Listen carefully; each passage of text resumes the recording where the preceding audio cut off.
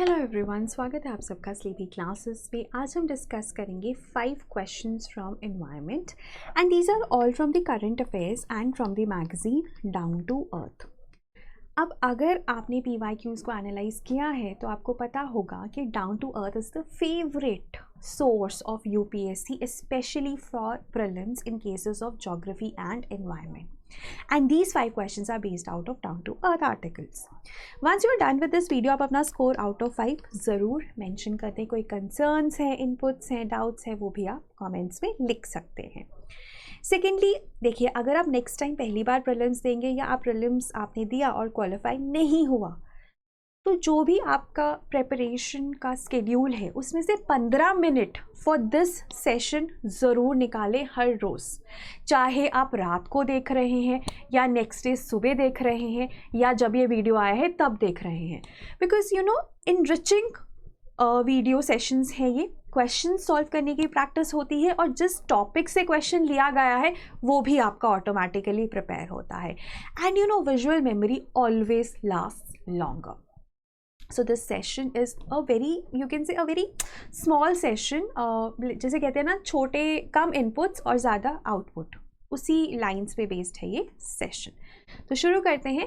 And उससे पहले हमारी शिखर टेस्ट सीरीज़ भी है जो this is for prelims next year 2025 prelims, and each of the question is curated by the faculty. Right? For instance, environment questions would be made by me, geography Shraddha ma'am, history Sonpriya ma'am, so on and so forth. And highly जिसे कहते हैं ना, एक तरह से advanced questions भी होंगे, and they are all from the relevant sources. So this is a very good test series and this is priced at 4950. And अगर आप इसे अभी लेते हैं, you can actually avail this discount. Right, so do make sure that you are exploring this test series also. In fact, इसका जो पहला test है हमारी टेस्ट सीरीज़ का, that is also lying free on our platform in case you want to explore the level of test series. Now coming back to the questions. Now this is the question regarding a report. अगर आप down to earth follow करते हैं तो आप देखेंगे पिछले कुछ दिनों में इसके ऊपर रेगुलरली आर्टिकल्स आ रहे हैं। It is also known as global foresight report. And you know, if you're appearing for mains this year, this report can even give you certain points regarding your mains answers. बाकी pre में तो direct questions आते ही हैं कि so and so report किस organisation ने निकाली है. So the question is, recently navigating new horizons, a global foresight report on planetary health and human well-being has been released by which of the following organizations? IPCC, that is Intergovernmental Panel on Climate Change, again a UN body only. United Nations Development Program, United Nations Environment Program और none of the above. अब none of the above से ना आपकी options infinite हो जाती हैं, क्योंकि अगर यहाँ पर कोई और ऑप्शन होती, लेट्स से यहाँ पर WMO होता, तो आपको पता है कि WMO आंसर नहीं है तो ये ऑप्शन आपने रूल आउट कर दी। लेकिन none of the above में ना आपको नहीं पता, like if you don't know the answer for sure then don't mark answers with none of the above. Right, that's what I am suggesting. और ना बहुत सारे एग्जाम्स में क्या होता है, none of the above answer नहीं होता, लेकिन यूपीएससी में नन ऑफ द अबव भी आंसर होता है। तो यूपीएससी के साथ आपको रिस्क नहीं ले सकते, स्पेशली इन फैक्चुअल क्वेश्चंस. खैर, अगर आपको पता है तो obviously this becomes very easy for you. The answer is UNEP. और ये रिपोर्ट ना निकाली गई है in collaboration with international science council, and इसको ना नॉर्मली ग्लोबल फोरसाइट रिपोर्ट भी कहा जा रहा है, UN फोरसाइट रिपोर्ट भी कहा जा रहा है, या सिंपली फोरसाइट रिपोर्ट भी कहा जा रहा है. But this is based on both planetary health and human wellbeing, कि जो प्लानिटरी हेल्थ और ह्यूमन वेलबींग है वो एक दूसरे को ना रीइंफोर्स करते हैं. They can't exist without each other. Right, तो वो चीज़ है. और इसमें ना ये भी कहा गया है कि there are certain global shifts जिसकी वजह से ट्रिपल प्लानिटरी क्राइसिस बढ़ रहा है. Now you tell me in the comments what triple planetary crisis is. Now triple planetary crisis को याद करने का तरीका है ABC. Now these are the 3 most pressing problems that our planet is facing right now. ABC. A is for air pollution, biodiversity loss and climate change. अब देखो, इसको आप ऐसे भी रिप्रेजेंट कर सकते हो with this being triple planetary crisis. अब एयर पोल्यूशन में ना एयर हटा दो, पोल्यूशन लिख दो.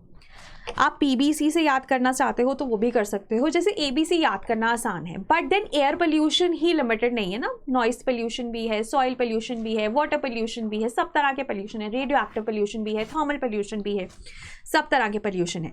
तो इसीलिए आइडली तो इट इज पीबीसी, बट याद करने के लिए हम एबीसी बोल देते हैं, that is triple planetary crisis. Okay, next question is regarding Salvinia molesta, again in news, again from Down to Earth. दो स्टेटमेंट्स हैं और सबसे इंपॉर्टेंट इनकरेक्ट पूछा गया है. पहली स्टेटमेंट है Salvinia molesta is an invasive aquatic fern. Cytobacus salvinia, a Brazilian bioagent, has helped to eradicate it. So the correct answer is, rather the incorrect statements are neither, because both of them are correct. अब ना Salvinia मोलेस्टा नाम में ही मोलेस्टा है और actually में ना जिस water body में ये ग्रो करती है उसको मोलेस्ट ही कर देती है. It kind of occupies the whole water body, like eichhornia, water hyacinth, आपने सुना है ना, पर्पल कलर के फ्लावर्स होते हैं जिसको टेरर ऑफ बंगाल भी कहा जाता है. Again an invasive species like Salvinia molesta, और ये एक्वेटिक होते हैं, वाटर बॉडीज में आपको देखने को मिलते हैं. Right, Now Salvinia molesta is also an aquatic fern, invasive aquatic fern. और रिसेंटली ये न्यूज़ में क्यों था, क्योंकि मध्य प्रदेश के बैतूल डिस्ट्रिक्ट में एक वाटर बॉडी में इसने कम्प्लीटली उस वाटर बॉडी को ऑक्यूपाई कर लिया. अब ना या तो आप इसे मैन्युअली इरेडिकेट करो, बट उसमें प्रॉब्लम क्या होती है, जैसे ही आप एक साइकिल ख़त्म करते हो ना फिर से ये आ जाती है. मतलब मैनुअल इरेडिकेट करना बहुत मुश्किल है. दूसरी ऑप्शन थी कि एक ना ब्राज़ीलियन बीटल है, बीटल इज़ एन इंसेक्ट, उसको लाया गया और उसने उस वाटर बॉडी से 18 मंथ्स में इस इन्वेजिव स्पीशीज को कंप्लीटली इरेडिकेट कर दिया.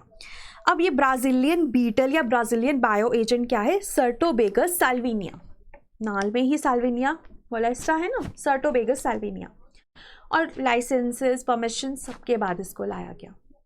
एंड यू नो सबसे खास बात क्या है इस बीटल की, कि एक बार ये साल्विनिया मोलेस्टा पे फीड करता है, साल्विनिया मोलेस्टा खत्म हो गया, फिर ये बीटल भी खत्म हो जाता है. मतलब कोई नॉन एनवायरमेंटल इम्पैक्ट नहीं है, तो विन विन है सबके लिए.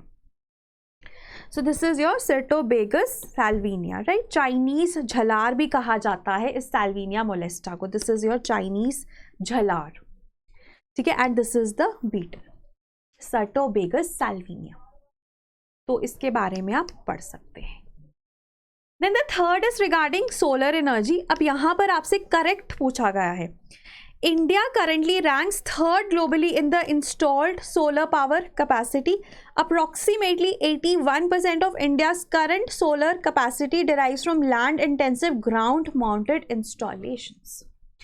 Factual है, लेकिन solar energy के केस में factual information आपको पता होनी चाहिए.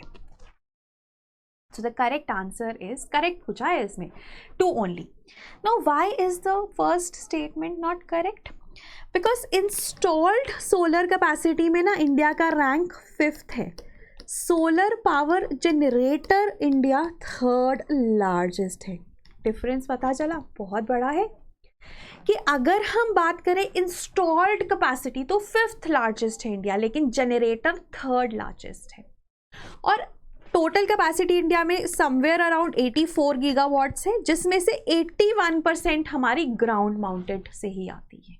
और ये बहुत बड़ा कंसर्न है, क्योंकि हमारा जो टारगेट है ना वो 500 गीगावाट्स है बाय 2030 ऑफ रिन्यूएबल एनर्जी, और सोलर का 280 गीगावाट्स है. तो इसके लिए तो लैंड ही बहुत चाहिए होगा, है ना. और इतना लैंड तो हमारे देश में है नहीं, तो या तो हम रूफटॉप सोलर पे जाएं या हम फ्लोटिंग सोलर पे जाएं, right. So that is why this is a big concern कि 81% हमारा ग्राउंड माउंटेड से आता है, राइट. तो इसलिए ये न्यूज़ में भी है. So the correct answer is 2 only, because that is correct. 80% approx आप याद कर सकते हो कि ग्राउंड माउंटेड से आता है, राइट. और इसमें ना एक और इन्फॉर्मेशन है कि 6 स्टेट्स हैं वेस्टर्न और सदर्न इंडिया की जो 78% ऑफ सोलर एनर्जी प्रोड्यूस करते हैं. तो क्या मुझे आप कमेंट्स में बता सकते हैं कौन सी स्टेट्स हैं वो? Then Global Cryosphere Watch, now this is an institutional mechanism, a platform जो हमारे दुनिया भर के क्रायोस्फेयर के ऊपर रिसर्च करता है, डेटा प्रोवाइड करता है. सो ये किस ऑर्गेनाइजेशन के साथ एसोसिएटेड है? Global cryosphere watch. क्रायोस्फेयर क्या होता है? Frozen part of the planet, right. Frozen part of the planet, जैसे जितना भी प्लैनेट हमारा आइस की फॉर्म में है या स्नो की फॉर्म में है, चाहे वो पोलर एरियाज में हो, चाहे वो हायर ऑल्टीट्यूड्स में हो, that is all a part of cryosphere. Cryo stands for frozen. So global cryosphere watch is the one which is looking after the cryosphere. It comes under which of the following organizations? WMO, IPCC, UNFCCC, UNEP. World Meteorological Organization, Intergovernmental Panel on Climate Change, United Nations Framework Convention on Climate Change, United Nations Environment Program. तो again आप mark कर सकते हैं. So the correct answer is WMO. और जैसे मैंने आपको बताया है ना, ये क्रायोस्फीयर के ऊपर रिसर्च करता है, आपको डेटा प्रोवाइड करता है, प्रेडिक्शन मॉडल्स प्रोवाइड करता है, कितनी रेट पे क्रायोस्फीयर मेल्ट करेगा, ऑल ऑफ दैट. और अगर हम बात करें ना, ये है WMO के अंडर, लेकिन कनाडा ने बहुत प्रोएक्टिव रोल प्ले किया था इसको बनाने में. सो कनाडा का रोल भी बहुत इंपॉर्टेंट है in case of global cryosphere watch, right. Then last is a very simple question.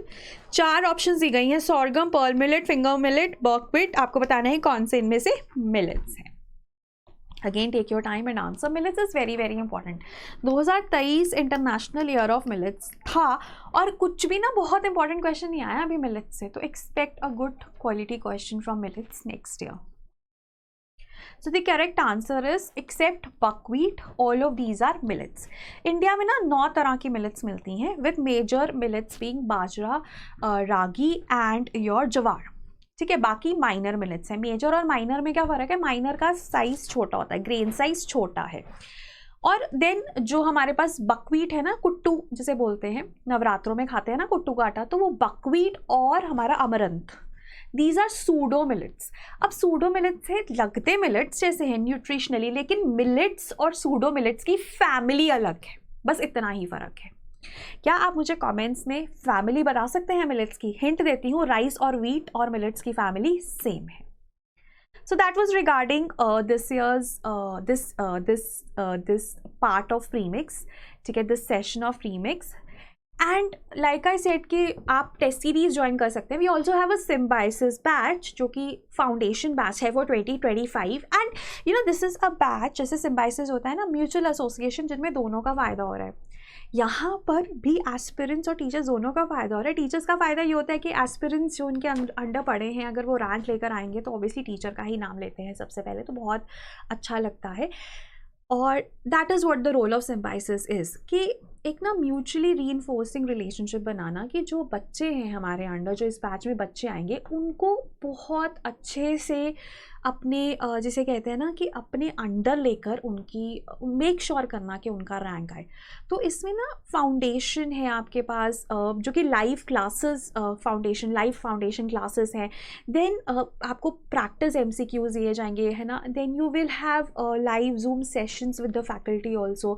तो फैकल्टी लाइव तो आपके साथ क्लासेस लगा ही रहे हैं, बट अगर आप नहीं लगा पाए तो डाउट सेशंस भी हैं, लाइव डाउट सेशंस है एवरी 15 डेज. होता क्या है ना, जैसे आप इन्वायरमेंट पढ़ रहे थे मेरे साथ, बट इन्वायरमेंट ख़त्म हो गया, then you moved on to history. तो अभी हिस्ट्री की क्लासेस चल रही है, लेकिन आपने न्यूज़पेपर में कुछ इन्वायरमेंट रिलेटेड पढ़ा, आपको डाउट आ गया, आप वो लाइव डाउट सेशन में एड्रेस कर सकते हैं, राइट. तो काफ़ी ज़्यादा एक इम्पॉर्टेंट जो है हमने डिज़ाइन किया है इसको, ताकि आप एकदम फैकल्टी के साथ क्लोज एसोसिएशन में काम करें और रैंक निकालें. If you are serious then this rank is this batch is definitely going to get you a rank. That is the whole premise of this. खैर, that was all regarding today. And also last में मैं ये कहना चाहूँगी, early bird 25 है, अगर आप शुरू में ही इनरोल कर लेते हैं तो आप इस डिस्काउंट का फ़ायदा भी उठा सकते हैं, which is substantial, right? So that was all from my end, and on this note I am ending today's session. I hope it was beneficial. थोड़ा लंबा हो गया, but again आप अगर देखोगे तो जो 5 क्वेश्चन हमने डिस्कस करे हैं ना, उसके हमने लिंकेजेस भी डिस्कस करे हैं, right? So that was all from my end. Thank you so much. Have a nice day.